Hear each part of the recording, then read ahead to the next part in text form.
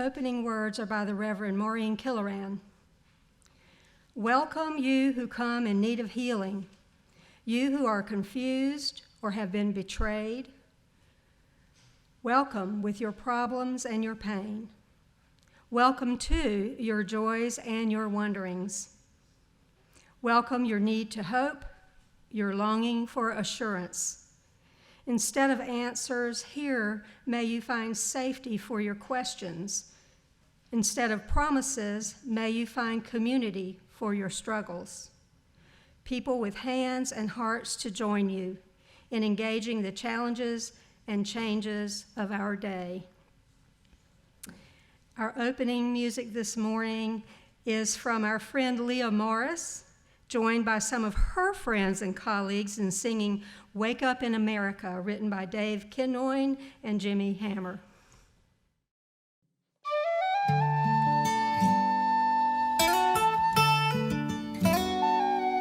When I wake up in America, I see my neighbors there with every type of clothes and shoes, hats and skin and hair, every fine belief and custom, scores of songs from who knows where. When I wake up in America, our stories fill the air. Wake up, despierta. Wake up, despierta. Wake up in America. The light in the harbor shines for us all. When I wake up, I see the kids playing, happily swaying. It's good to be staying in a place like this, with a face like this. When I wake up in America, I put away my fear, and I love my neighbor as myself, and I say I'm glad that you're here. We have found ourselves together in a land we dream could be. When we wake up in America, everybody will be free. Wake up, despierta. Wake up, despierta. Wake up, please, America. The light in the harbor shines for us all.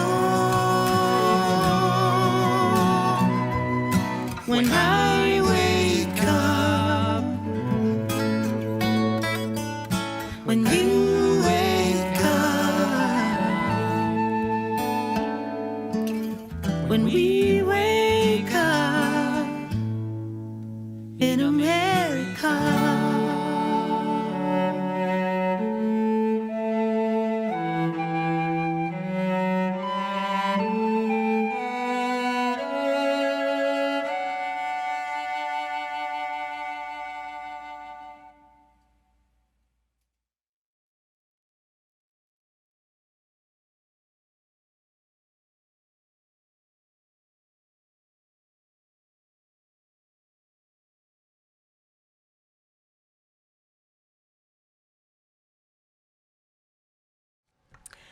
Well, good morning and welcome to Buckman Bridge Unitarian Universalist Church, or as we call it more simply, BBUUC.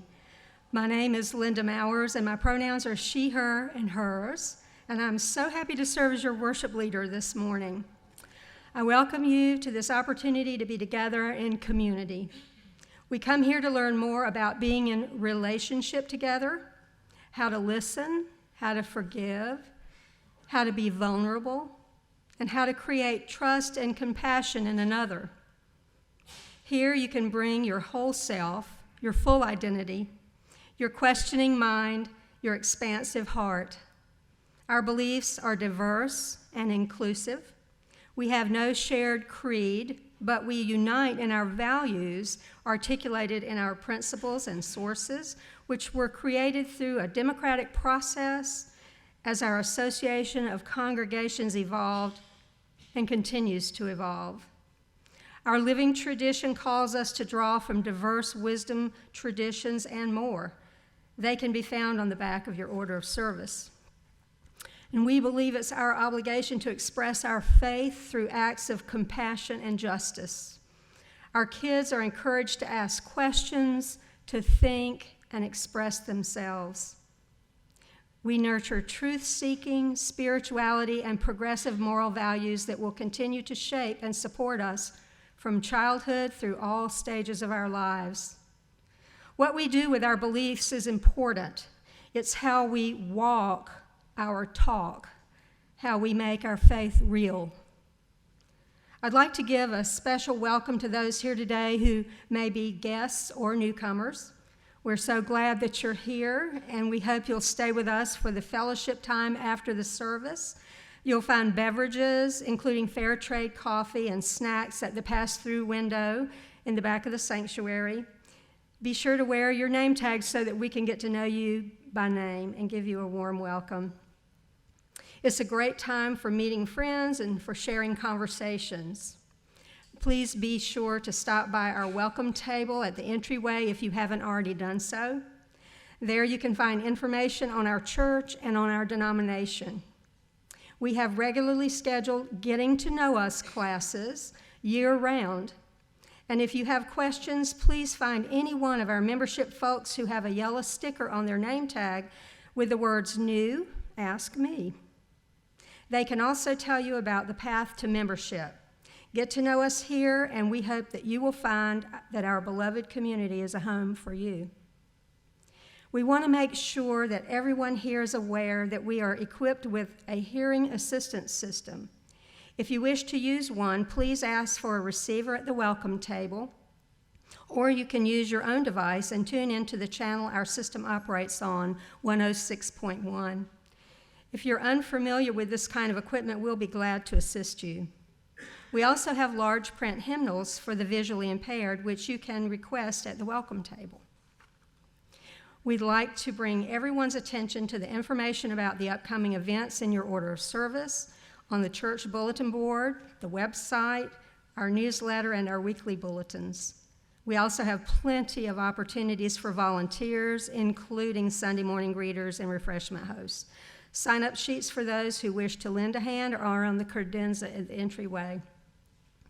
And I'd like to remind you to silence your phones and communication devices as we move into worship, willing to be authentic with each other, honest with ourselves, and opening to connection in all its forms.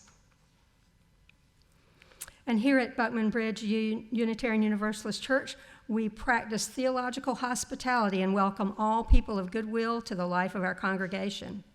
Since Unitarian Universalists don't have a creed or a dogma, what holds us together as a community is covenant, the promise we make to one another about who we'll be as a faith community and how we'll be in relationship with one another as we practice the values expressed in our principles and hold reverence for our wisdom sources. The covenant that we created together is in our congregation is printed in your order of service.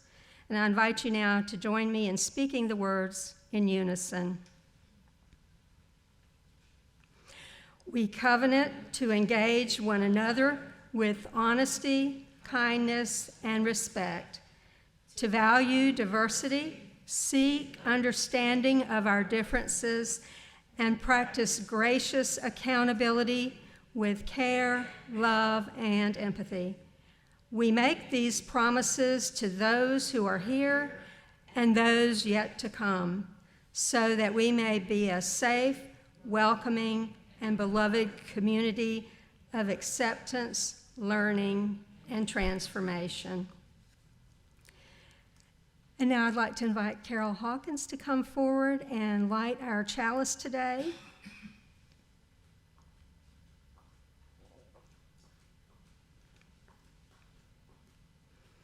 Each Sunday, we light the chalice of our religious heritage.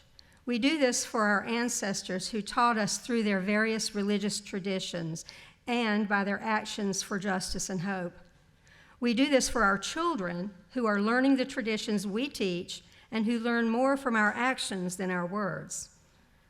We do this for ourselves so that we're inspired to remember our beginnings, reflect on who we are now, and spread our wings as we understand who we seek to become. Come, let us worship together. Thank you, Carol. I invite you all to rise in body or spirit for our call to worship. The words are printed in your order of service.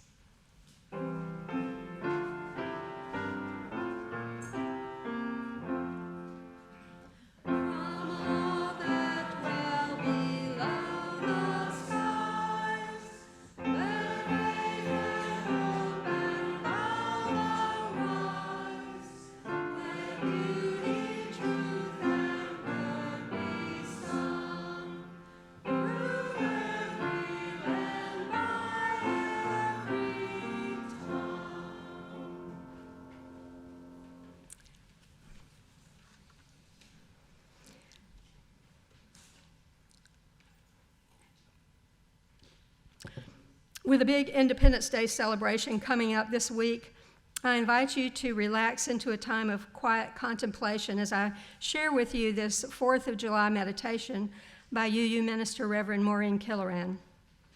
At the end of each verse, I will signal for you to join me, if you wish, with the words, "And I am an American." Can you speak those words with me? And I am an American. Thank you. Spirit of life and love, I come before you, black and brown and red and yellow and alabaster. I come longing for the simpler days that truly never were our lot. And I am an American. Hear these voices as in the complexity of our days, I am humanist and Christian, Muslim and Jew, pagan and atheist, and Buddhist, and UU. And I am an American. I am one who fought for my country, and I am at the same time one who protested war. And I am an American. Amongst the divisions of our days, I've struggled in poverty, and I've accepted the profits of wealth. And I am an American. I am an owner of weapons, and I am one who would control our nation's guns by limiting the who's and what's and how's. And I am an American. As light is shown on our divisions, I live with often unacknowledged privilege, and I am moved to rage at the complexity of intersecting oppressions. And I am an American. In the challenge of our days, I am one who supports my country, right or wrong, and I am one who claims the traditions of dissent. And I am an American. In this polarized season, I am a Democrat, I am Republican, I am libertarian, and I am independent. I am green, and I am confused. And I am an American. Spirit of hope, sit with us in our diversities. Help us hear one another in our divisions. Grant that beginning in this community, we may honor one another's truths and know that a just and faithful tomorrow begins here in our hearts. For with all our problems and with all our pain, with all our limitations and mistakes, we are Americans. And now I invite you to rise in body or spirit as our song leaders come forward to lead us in our hymn. And this time it's not in your hymnal, it's in your order of service. Hope you all got a chance to get one. This is actually from our older hymnal that we had before the gray hymnal that we use now. We're going to sing America the Beautiful. We're going to sing all 4 verses.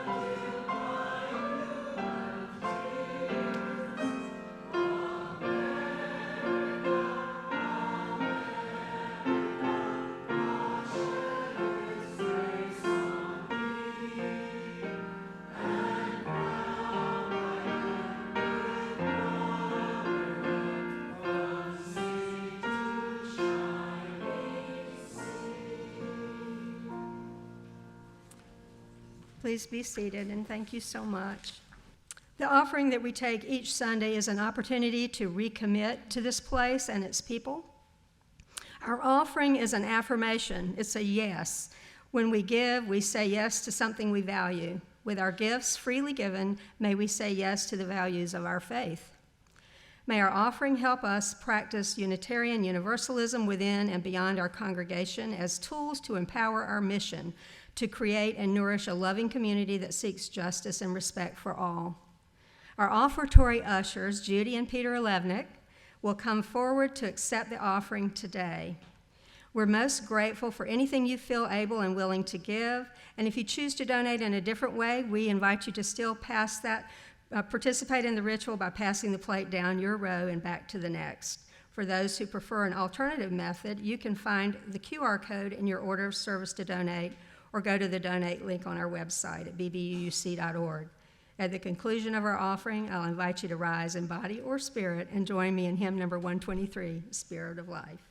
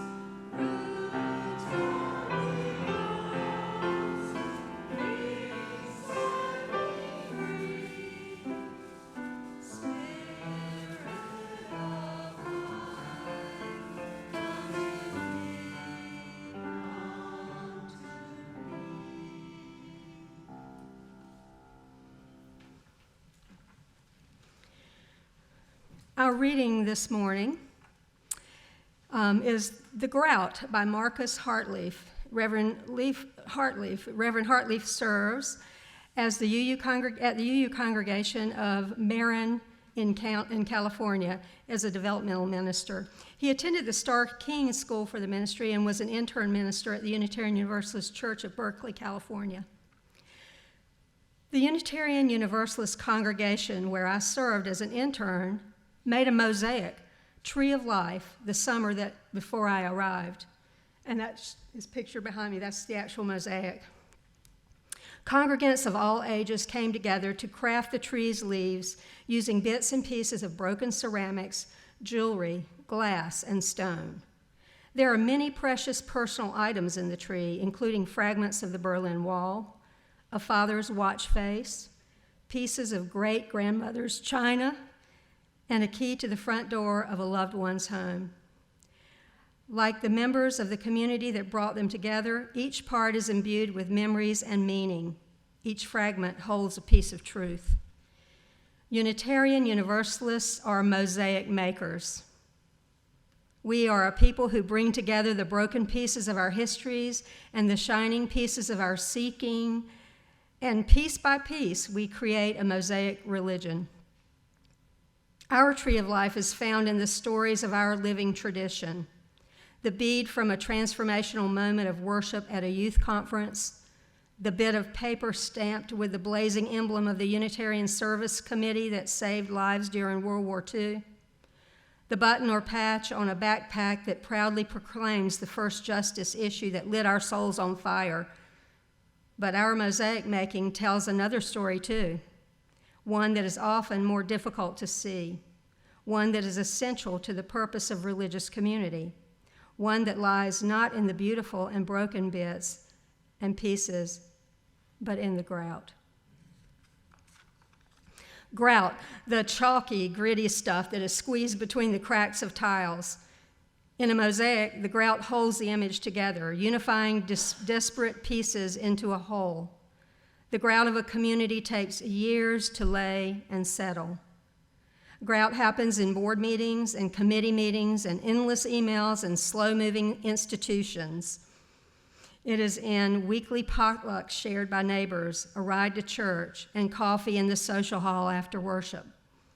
While the folks who show up for church only on Christmas and Easter will hopefully enjoy the beauty of the mosaic they find, they may never know the power of the grout that holds us through all of the seasons of life. We help to make the grout when we learn each other's names and when we reach out across generational divides. We help to make the grout when we show up on Sunday morning without having checked first to see if we're interested in the sermon topic. When a newborn arrives to be blessed by the community, it is the grout that enables us to welcome them. And it is in the grout that we rest when we gather to grieve and memorialize a beloved one who has died. Hold us, O grout. Gather us in through time and space, and make all our broken pieces whole in community. In our multiplicity, make us one. From each of our jagged edges, give us the shape of a communal beauty.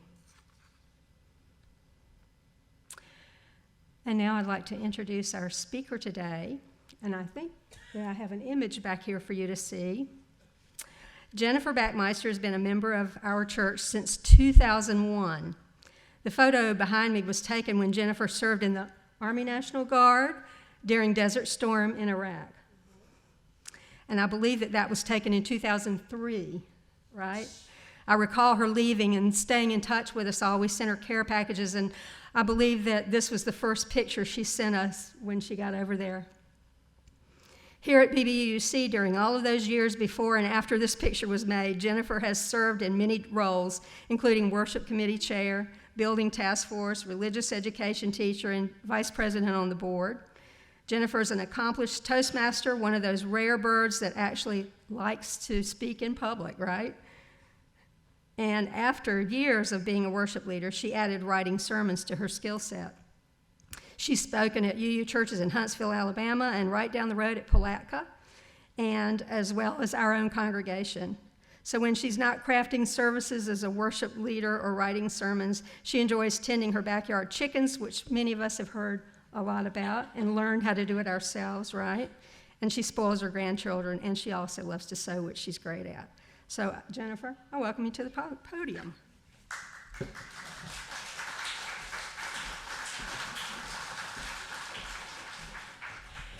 So that's my 2.5-ton dump truck that I was assigned to drive, and I named it Berserker. It did not survive in Iraq. It got put on a Navy ship, which is how all of our equipment got there. And when we got to Iraq, there were so many other vehicles in better shape that needed parts that Berserker basically got cannibalized and never came home. But that's okay, because I got another job assignment. I didn't have to drive a dump truck anymore. But that was a fun job. Thank you for that introduction. That was wonderful. Thank you, Linda. That's iconic. You wouldn't even know it was me if she didn't tell you that, would you? So the holidays, it's 4th of July. We just came back off of Memorial Day. The military holidays for me are always really special.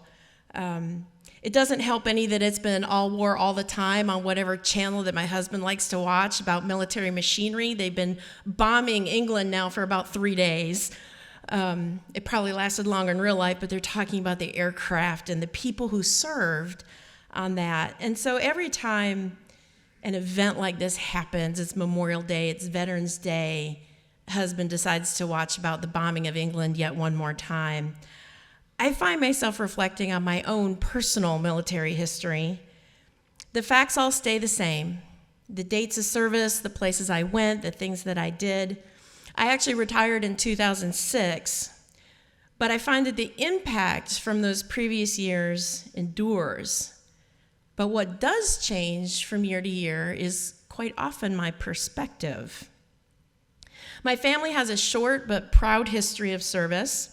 My father's parents did not serve, being immigrants into the country, but my dad was in the Navy before I was born. There are only 2 pictures of him during this time.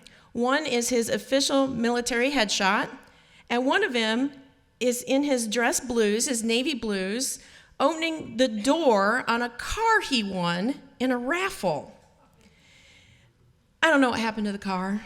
His Navy uniform, though, the heavy woolen bell bottoms with the big sailor collared shirt, was in the dress-up box in our basement when I was a child, and I wore it at least once for a Halloween costume. I actually still have his old Navy-issued pea coat in the front hall closet. I don't really need it very often in Florida. The lining is tattered, but you can still see his service number stenciled on the inside. My maternal grandfather, on the other hand, was in the military most of his life. He was drafted for World War II and actually married my grandmother the week before he left. Until my grandparents passed away, there was a picture of Grandpa from the war hanging in the basement. I grew up in Michigan. We all had basements there. It was an odd-sized black and white picture in a skinny, unremarkable black frame with just a plain piece of glass over it. And it hung on the wall near the pool table in the basement, and it was right next to the door that went into Grandpa's shop area. I never actually saw my grandpa fix anything, but he had a set of screwdrivers, a couple hammers, and a beat-up old workbench. The picture, though, was of him leaning against a tank, his elbow propped up on the tread, like he was waiting for his takeout order. The tank had the name Eleanor painted on it in white calligraphy by someone with much enthusiasm but very little skill. Until I was an adult, I thought that was my grandfather's tank. My grandmother's name was Eleanor. I learned after he passed that he was actually a transportation officer. Grandpa was responsible for getting the military's equipment from one place to the next, regardless of what that equipment was. He didn't drive that tank, or any tank for that matter. I wish I had the picture still, but nobody knows what happened to it after my grandparents passed away and the house was cleaned out. I feel like it might have been some kind of joke between my grandparents. Here, honey, I'm in the middle of a terrible war, but I found a tank with your name on it, thinking of you. For quite a few years, As a child, I had this romantic notion that I would someday grow up and be a tank commander. Big, loud machines tearing through the woods, blowing stuff up. My preteen heart longed to operate one of those machines. In hindsight, I'm glad I didn't become a tanker. Tank brigades spend much of their year out in the field, away from soft beds and air conditioning. It's a hard, hot, dirty life inside those big, loud machines. And the Army fixed that for me anyway. Women were not allowed to be tankers until 2015, long after I had left the service. I did, though, join the military right out of high school. I joined the musician program, where I played flute, piccolo, and saxophone in both concert and marching bands. It was a fantastic way for this small-town Michigan girl to get out and see a little bit of the world, and my mother was relieved I was nowhere near a tank. When Operation Desert Storm happened, the Army was asking for volunteers from non-combat units, and I stepped forward. The need was for truck drivers to support the supply chain, supposedly far away from the action. If anybody remembers the story of Jessica Lynch, the supply truck driving soldier who had to be rescued by the Marines after her convoy came under attack, and she was taken hostage in Iraq, you can see why, once again, I'm glad the Army didn't pick me for that job. After leaving active duty, I moved to Ohio and joined a reserve unit band. Many of the performances we did for the reserve units were in Ohio, Kentucky, and Pennsylvania, and those were folks who were returning from their deployments in Desert Storm. Then after a few years in Ohio, my family moved to Georgia. There was no reserve band there, so I joined a National Guard unit at Fort Stewart, which is right outside Savannah. I changed jobs and became a carpentry and masonry specialist, because that's what flute players do, right? It was supposed to be a safeguard job, as I had started college at that point, but did not know what degree field I wanted to go into. I figured if I couldn't get a job in whatever my chosen degree field was, I could always get a job as a carpenter. And then I got a degree in construction management, so much for the backup plan. We only spent about 4 years in Georgia before we moved to Jacksonville. There weren't any Guard or reserve units in Jacksonville that I was qualified for, so I just drove back up to Fort Stewart one Saturday a month, leaving at about 4:30 in the morning in order to make the 7 o'clock formation. On those drill weekends, I would stay at the guest house on Saturday night instead of driving all the way back to Jacksonville. A guest house is the Army version of a hotel. You can reserve a room for as long as you need, and it's set aside especially for enlisted personnel and retirees and their families. I think it cost me like $18 to spend the night, far cheaper than any hotel that I could have gotten outside the base. The guest house didn't have a name. Administration buildings and gymnasiums on military bases often get named after local heroes, but the guest house was just the guest house. There's only one, so once you know where it is, as you approach the check-in desk at the lobby of the guest house at Fort Stewart, there hung a sepia-toned, military-style headshot of a solemn man in uniform. On the wall next to this picture, there was a military citation, typed in the standard issue serif font on nondescript paper, but nicely framed. And the citation read, Lieutenant Colonel William T. McDaniel, Korea, Distinguished Service Cross, 27 August 50 to 19 October 50. Lieutenant Colonel McDaniel was captured by North Korean Army forces at Daejeon, Korea on 20 July 1950.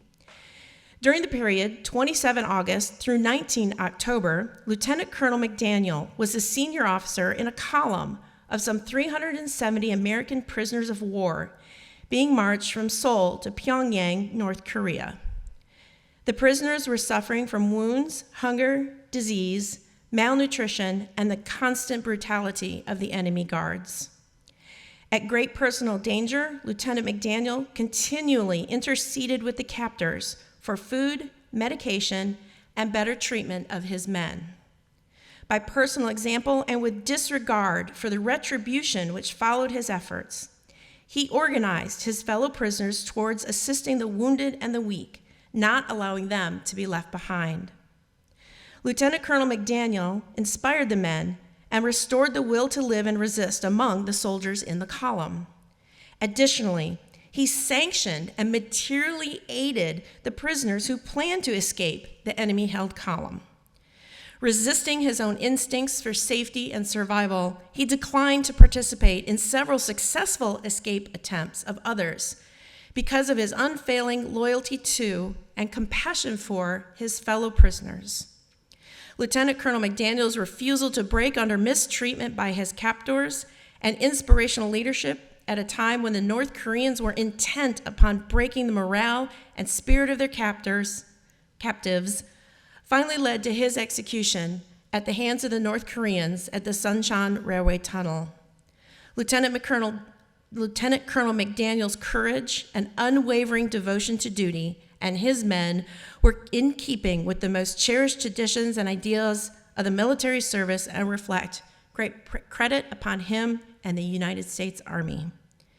The President of the United States of America, authorized by an act of Congress, July 25th, 1963, has awarded the Distinguished Service Cross posthumously to Lieutenant Colonel William T. McDaniel, given under my hand in the city of Washington, D.C., this 5th day of August, 1986, and it was signed by Ronald Reagan. I have not been able to find any other information about William McDaniel. The employees at the guest house didn't know about him other than his picture, and the citation had been on the lobby wall as long as any of them had worked there.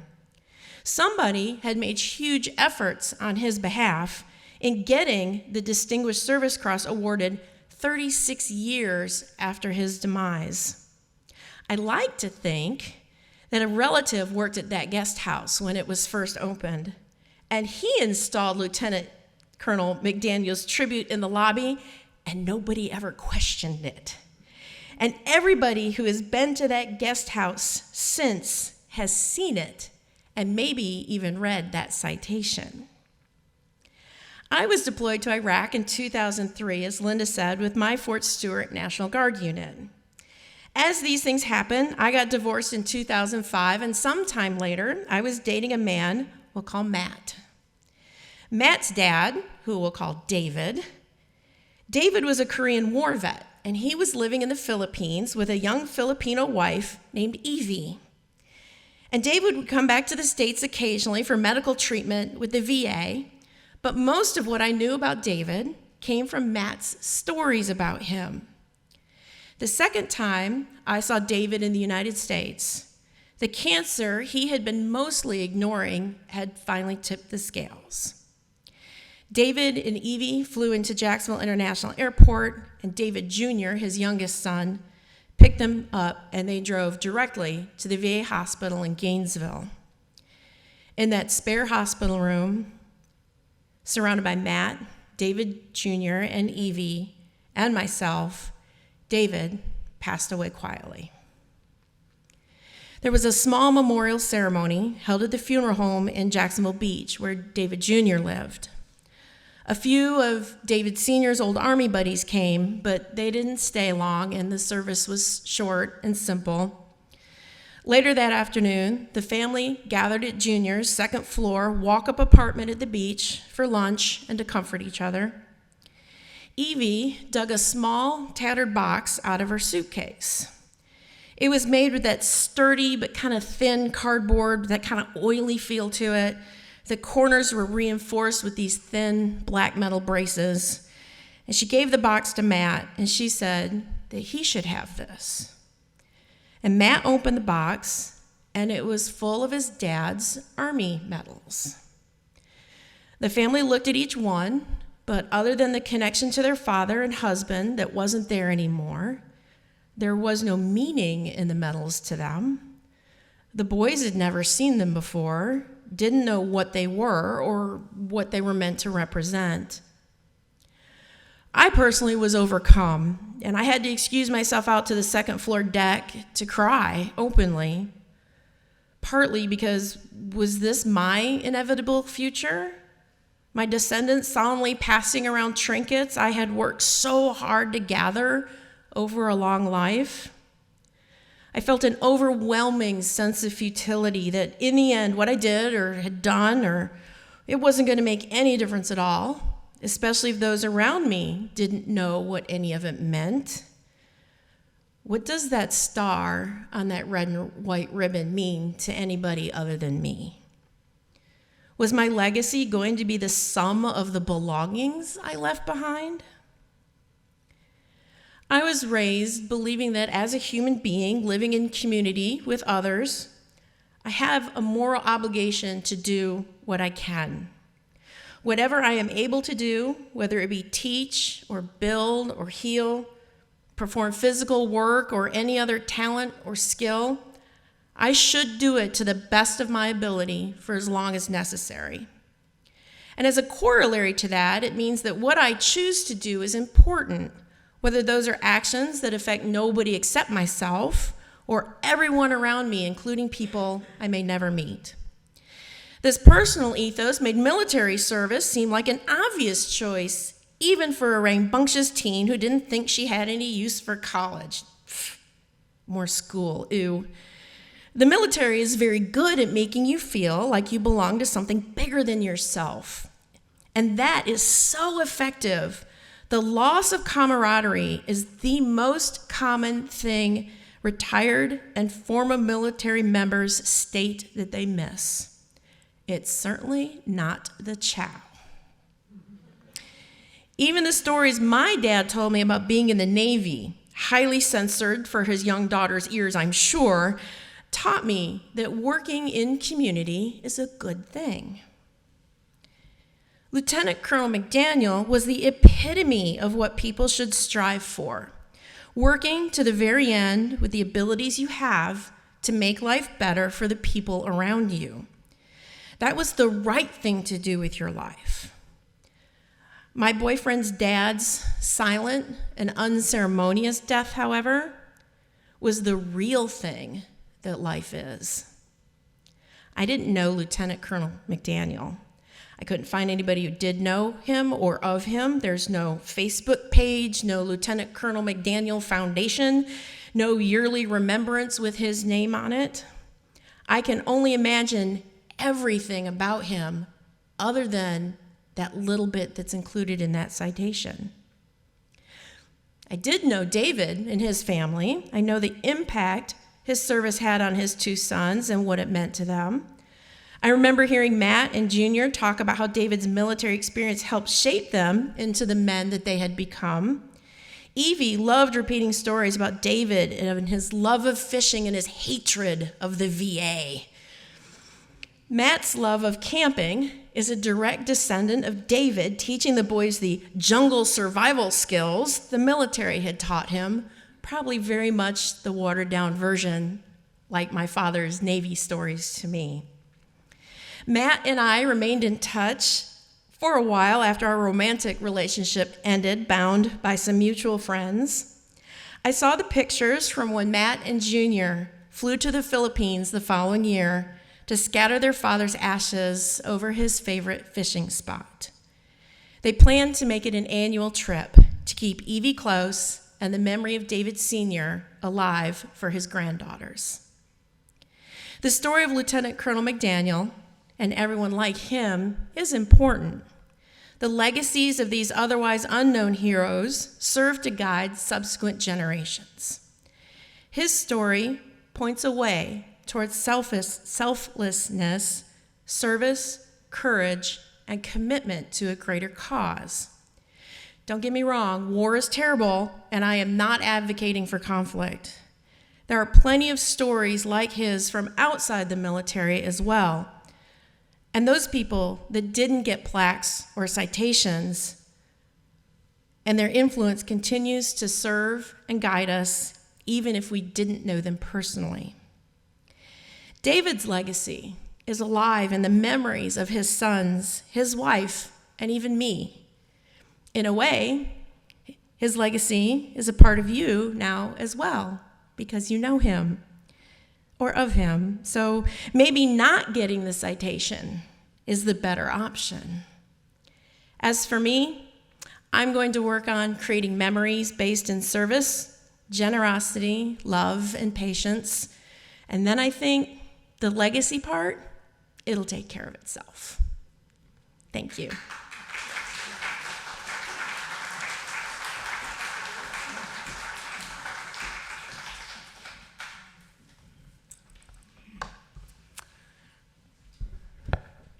Our closing hymn today is number 34, Though I May Speak with Bravest Fire. I think our song leaders are going to come forward, and I invite you all to stand in body or spirit and join us.